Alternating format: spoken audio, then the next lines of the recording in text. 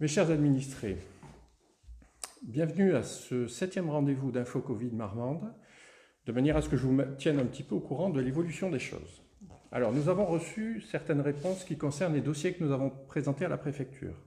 Pour ce qui concerne les marchés, le marché ne sera pas accepté de la manière dont nous l'avions prévu. En fait, nous allons revenir sur notre proposition initiale pour éviter le confinement sur un même lieu de nombreux marchands.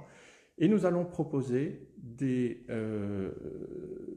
points de ravitaillement dans les quartiers et sur des points stratégiques de centre-ville, de manière à ce que chacun puisse venir se ravitailler, malgré même des difficultés de mobilité. Donc nous allons essayer d'aller au plus proche des habitants pour le ravitaillement, sachant que cette proposition a déjà reçu un accord de principe de la part de la préfecture. Nous allons également organiser des drives lorsque les producteurs sont intéressés par ces solutions-là. Et nous allons aussi réouvrir le marché de la Gravette, qui est situé donc en quartier politique de la ville et qui bénéficiera de tout le soutien de la municipalité. Concernant ensuite les animations des jeunes. Les animations des jeunes, le dossier a été jugé un peu précoce, c'est-à-dire que le pic de l'activité virale va intervenir dans les 10 jours qui viennent. Nous gardons ce dossier encore et nous le développerons après le pic, de manière à éviter les risques de contamination avec nos jeunes. Concernant ensuite le troisième point, qui est celui du nombre de cas de Covid. J'ai fait le point ce soir avec monsieur le sous-préfet et avec le directeur de l'hôpital, et en fait nous n'avons toujours que 2 cas à Marmande, toujours les mêmes, et j'en suis particulièrement heureux parce que nous avons vraiment surveillé leur situation, nous nous en sommes préoccupés très tôt, nous nous en sommes, je crois, bien préoccupés, l'ensemble des services municipaux étaient très à l'écoute et ont été extrêmement vigilants sur la présence de ces personnes sur le territoire et sur leur interdiction de sortie, et il s'avère qu'il n'y a pas aujourd'hui d'autres contaminations sur notre ville. Donc c'est une très très bonne nouvelle, ni de contamination venant de l'extérieur. Le quatrième point que je voulais aborder avec vous ce soir, très rapidement, c'est celui de Marmande Solidarité Covid.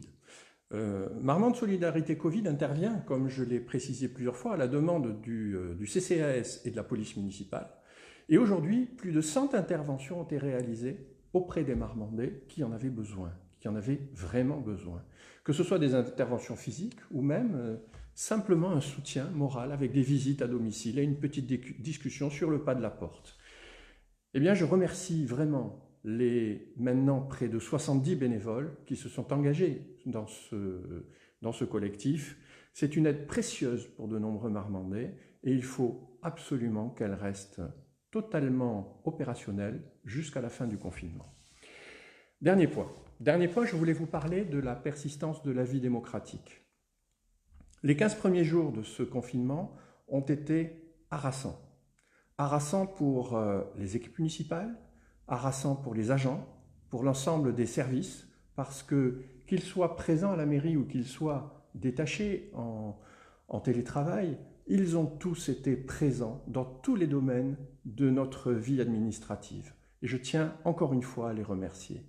Aujourd'hui, il semble que les choses soient relativement calées. Et donc, par rapport à cette situation, je me suis inquiété depuis quelques jours pour essayer d'informer l'ensemble des élus et de voir de quelle manière nous pouvions partager l'ensemble des décisions prises. Il s'avère que depuis la loi sanitaire, eh bien depuis le 17 mars, nous ne pouvions pas organiser ce genre de réunion. Hier soir est tombée une ordonnance qui fixe la réglementation sur les réunions qui vont pouvoir se tenir à nouveau, de manière très précautionneuse bien évidemment. J'ai demandé aux équipes administratives et surtout aux équipes juridiques d'étudier correctement cette ordonnance et de me faire des propositions très rapides pour que la vie démocratique dont je suis le garant puisse se prolonger dans notre ville. C'est aujourd'hui un moment important parce qu'il n'y a aujourd'hui sur le plan administratif que la gestion courante des opérations, aucune stratégie, aucun emprunt, aucun gros travaux ne peut démarrer aujourd'hui sur notre commune.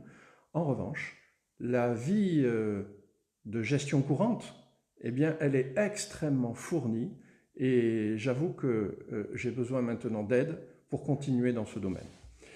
Je voudrais d'abord, en fin de compte, en fin de propos, je voudrais vraiment remercier ceux qui se sont, depuis le début, impliqués dans cette phase de confinement.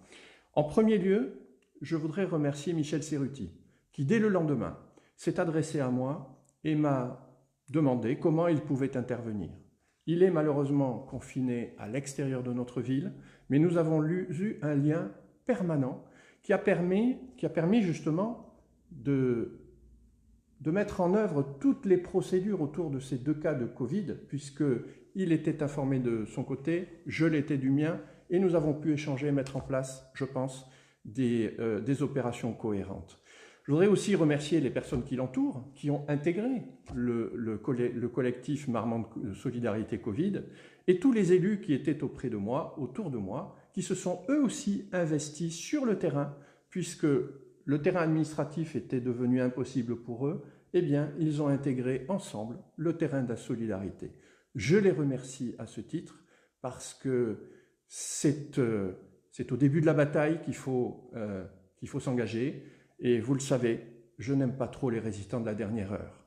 Aujourd'hui, en tout cas, nous avons des personnes qui se sont impliquées dès le premier jour et j'en suis particulièrement satisfait.